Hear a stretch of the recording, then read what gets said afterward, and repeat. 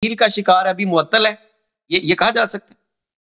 شیعہ نقطۂ نظر سے دیکھیں، شیعہ مولویوں کے نقطۂ نظر سے دیکھیں، وہ تو کہتے ہیں ہم ان کے وارث ہیں نا، وہ تو شیعہ ولایت فقیہ کو اگر دیکھیں وہ کہیں گے کہ وہ کوئی معطل نہیں ہے، کہتے ہیں وہی کام جو امام مہدی علیہ السلام کر سکتا ہے اس کے نائب سیستانی یا خامنئی صاحب کر لیں گے، حالانکہ خامنئی سیستانی صاحب یا امام مہدی علیہ السلام کے جوتے کے برابر، ان کے خاک پاک کے برابر بھی کام نہیں کر سکتے۔ تو اصل جو ہے نا کہ اسلام دیکھیں، اسلام ایک انکمپلیٹ دین ہے،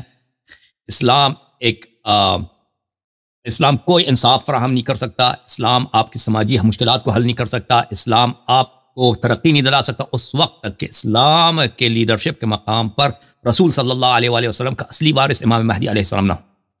یہ بالکل طے شدہ بات ہے۔ امام مہدی علیہ السلام ان کا جو کردار ہے، ان کا جو مشن ہے، ان کا جو رول ہے، یا امام معصوم علیہ السلام، اس کے چھوٹے سے کام کو بھی کوئی دوسرا شخص نہیں کر سکتا، ادا نہیں کر سکتا۔ تو بلا شک بلا ریب صحیح ہے، امام مہدی علیہ السلام کے آنے تک اسلام کچھ مسائل کو حل کر سکتا ہے ان لوگوں کے لیے جو اہل بیت علیہ السلام کے راستے پہ چلیں، پورے دوسرے لحاظ سے ایک انکمپلیٹ دین ہے۔ ٹھیک ہے، تو جی حسن علی صاحب آپ کی بات مکمل ہو گئی۔ میں حسن علی صاحب ایک پوائنٹ اس میں یہ کوشچن ہمارے پاس آیا ہے کہ اگر آپ کہتے ہیں کہ اہل بیت کا امامت یا خلافت حق ہے تو آپ کمفرٹیبل ہو جائیے حسن علی صاحب، تو پھر اس کا مطلب ہے کہ کیا امام حسین اور ان کا خاندان اور اگلے لوگ اگر حقدار ہیں تو کیا یہ پھر اقربا پروری کی یہ مثال نہیں ہے؟ یہ تو پھر دین اپنوں کو نوازنے کا اس میں کوئی پہلو نہیں نمایاں ہو رہا؟ دیکھیں،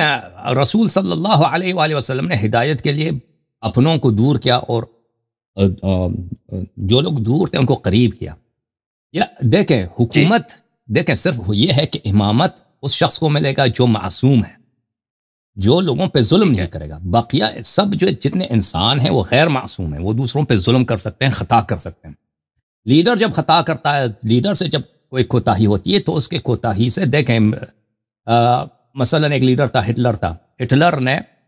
وہ جرمن قوم کی بلائی چاہتا تھا، جو جرمن قوم کی بلائی اور اس کی سرفرازی اور اس کی ویلفیئر کے لیے، اس کی فلاح کے لیے اس کا ہدف یہی تھا۔ لیکن اس نے جو کام کیا نا، اس وجہ سے جرمنی تو کیا پورا یورپ تباہ ہو گیا، پورا یورپ تباہ ہوا۔ جرمن قوم آج تک نہ ان کا اپنا فوج ہے، اور وہ آج تک جو ہے وہ محتاج ہیں امریکہ کے اور برطانیہ کے سامنے۔ اسی طرح تو عرض یہ ہے کہ اللہ تعالیٰ نے صرف امامت معصوم کے لیے سونپ دی، اور یہ جو رسول صلی اللہ علیہ وآلہ وسلم کا جو ذات اقدس ہے، ان کی جو عظمت ہے دنیا پر، ان کے جو مظالم ہوئے اللہ کے راستے میں، انہوں نے جو صبر کیا، اللہ تعالیٰ نے اعزاز کے طور پر، انعام کے طور پر امام کو صرف ان کی نسل سے رکھ دی، دوسری فیملیز کو نہیں دیا۔ امامت کو ان کے نسل میں رکھ دی کہ یہ 12 امام جو آئیں گے ان کے فیملی سے آئے گا۔ یہ اقربا پروری کے طور ان کے لیے کوئی خاص، اللہ تعالیٰ نے ان کے نبی صلی اللہ علیہ وسلم کے اقربا کے لیے کوئی خاص، وہی ان اکرمکم عند اللہ اتقاکم، جو وہ بہترین وہی ہے جو زیادہ تقوی والا ہے۔ ایک شخص جو نبی کریم صلی اللہ علیہ وسلم کے خاندان سے ہے، اگر وہ فاسق فاجر ہے تو فاسق فاجر ہے، جہنمی ہے۔ ایک شخص جو نبی صلی اللہ علیہ وسلم کے خاندان سے نہیں، دور سے ہے، چائنا سے، اگر وہ متقی ہے، با تقوی ہے، وہ عبادت گزار ہے، تو وہ نبی صلی اللہ علیہ وسلم کا قریبی رشتہ دار ہے، وہ نبی صلی اللہ علیہ وسلم کا اقرب ہے، اللہ اس سے راضی ہے، ٹھیک ہے نا۔ یہ اقربا پروری نہیں ہے، یہ جو ان اللہ یامرکم ان تؤدوا الامانات الی اہلہ، اللہ کہتا ہے امانت کو اس کے اہل کے دے دو۔ لوگوں کی لیڈرشپ کو فاسق فاجر کے ہاتھ میں دینا غلطی ہے۔ لوگوں کی لیڈرشپ کو، مسلمانوں کے مقدرات کو، دنیا کی تقدیر کو کسی ایسے شخص کے ہاتھ میں سونپ دینا جو غلط کر سکتا ہے، جو لوگوں کو برباد کر سکتا ہے، یہ غلط ہے۔ اس شخص کے ہاتھ میں دینا جو کبھی غلطی نہیں کرے گا، یہ امانت کو اس کے اہل تک سپورٹ کرنے کی یہی جو فرمان ہے اللہ نے انجام دیا۔ جی سر سنائیے صاحب، تقریباً آخری پوائنٹ میں عرض کر رہا ہوں، اور بڑا اہم نقطہ ہے، اس پہ آپ کی رہنمائی درکار ہے، اور آڈینس کے لیے بھی بڑی اہم بات میں کرنے جا رہا ہوں۔ دیکھیں، ایک طرف سنائیے صاحب ہم یہ کہتے ہیں کہ امام جو ہے نا وہ انہی میں سے ہونا چاہیے، پھر ہم کہتے ہیں کہ امام حسین یا دیگر جو بڑے ہمارے امام گزرے ہیں وہ تو ان چیزوں سے دور رہتے رہے ہیں کہ وہ تو کنارہ کشی اختیار کرتے ہیں، تو یہ کنٹرڈکشن ہی پیدا ہو جاتی کہ ان کو تو دنیا داری کی غرض ہی نہیں ہے۔ دیکھیں، امیر المؤمنین علیہ السلام کو، ان کو جب رسول صلی اللہ علیہ وسلم دنیا سے گئے تھے تو ان کو فرمایا تھا کہ آپ کے بعد آپ کا حق غصب ہوگا،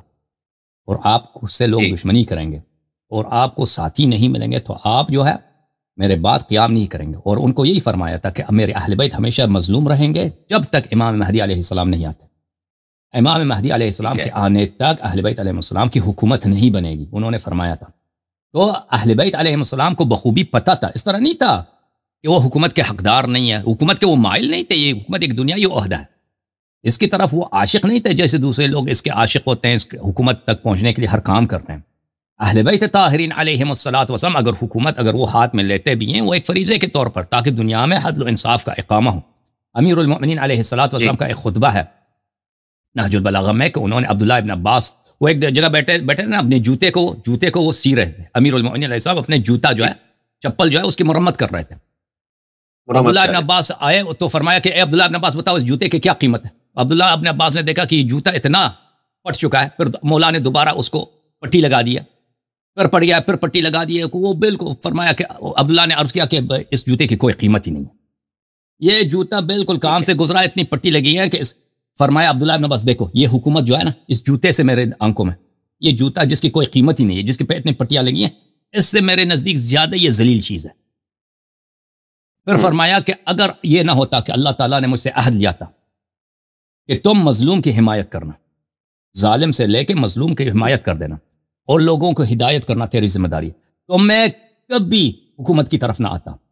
اور تم دیکھ لیتے کہ تو یہ حکومت جو ہے میری آنکھوں میں، بکری کی ناک میں جو نمی ہوتی ہے، بکری کی ناک میں جو اسناٹ ہوتی ہے، وہ زیادہ میرے نزدیک زیادہ اس قیمتی ہے اس کے حکومت کے مقابلے میں۔ تو اہل بیت طاہرین علیہ السلام حکومت کے راغب نہیں تھے ایک طرف، دوسری طرف سے حکومت کرنا ان کا حق ہے اور ان کا فریضہ ہے، لیکن ان کو پتہ ہے، رسول صلی اللہ علیہ وسلم نے فرمایا کہ امام مہدی علیہ السلام کے آنے تک یہ ان کو نہیں ملے گی حکومت، تو اس طرف نہ محنت کرتے تھے نہ رغبت کرتے تھے، بعض اوقات وہ صرف اتمام حجت کے لیے لوگوں کو کہتے تھے کہ بھئی تم ہماری مدد کرو، ٹھیک ہے نا۔ تو اس طرح ہے، اس طرح سے ہے، اس طرح نہیں ہے کہ وہ حکومت کرنے کے حقدار نہیں تھے یا حکومت کرنا ان کا فریضہ نہیں تھا، ان کو پتہ تھا کہ مسلمان جو ہے سب کمر بستہ ہیں، اس بات پہ مصمم ہیں کہ اہل بیت علیہم الصلاۃ والسلام کی حمایت نہ کی جائے، ان کے دشمنوں کی حمایت کی جائے۔ تو جب ان کو پتہ تھا کہ یہ چیز ہونی نہیں ہے ابھی تک، جب تک امام مہدی علیہ السلام آئے، تو اس لیے اس کی طرف وہ رغبت نہیں رکھتے تھے اور اس کی طرف وہ محنت نہیں کرتے تھے۔ جی سر۔ حسن علی صاحب اگر کہیں تو ایک پوائنٹ ایڈ ہو رہا ہے، میں کر لوں اگر اجازت دیں تو؟ بسم اللہ بسم اللہ۔ اور ایک چیز میں عرض کروں آپ کی خدمت میں کہ اس کے احادیث زیادہ ہیں کہ اہل بیت رسول صلی اللہ علیہ وسلم، اہل بیت علیہ السلام نے فرمایا کہ ہماری حکومت آخری حکومت ہوگی، یعنی دوسرے لوگ حکومت کریں گے، بنی امیہ، بنی عباس، دوسرے لوگ حکومت کریں گے، اور جب تک امام مہدی علیہ السلام نہ آئے تو ان پر تقیہ ہی کا عالم رہے گا اور ان کی حکومت نہیں آئے گی۔ جی سر بولیں۔ ٹھیک ہے حسن علی صاحب، دوستوں کا ایک سوال آیا تھا کہ